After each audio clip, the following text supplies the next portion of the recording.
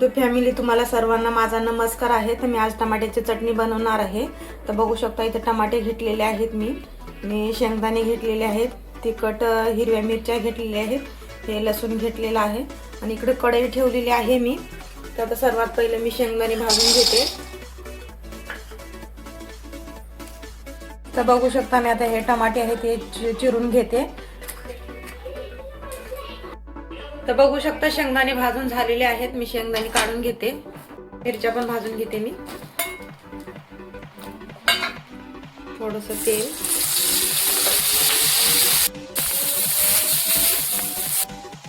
मिरच्या पण भाजून झालेल्या आहेत, तर मिरच्या पण काढून घेते मी। तर आता तेल टाकते आणि हे बघा हे टमाटे असे चिरून घेतलेले आहेत मी, तर हे पण घालते।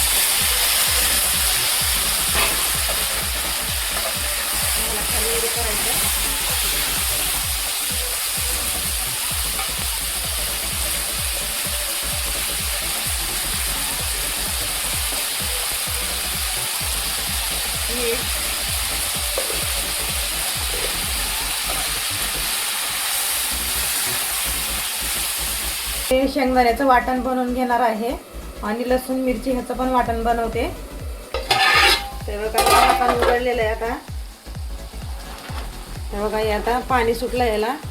तर असं हे केलं ना, मॅश केलं ना आणि मीठ टाकलं। मीठ टाकायचं कारण काय, हे लगेच मऊ पडतं मिठामुळे।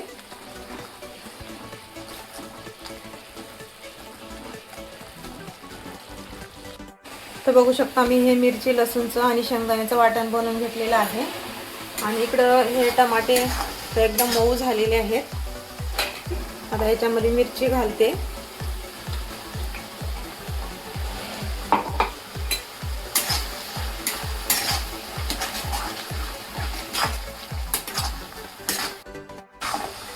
तर बघू शकता आता मिरचीचं वाटण पण टाकलेलं आहे मी, हे सर्व मिक्स झालेलं आहे।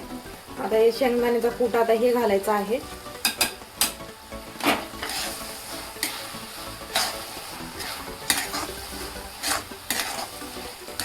तर आता हे सर्व छान असं मिक्स झालंय।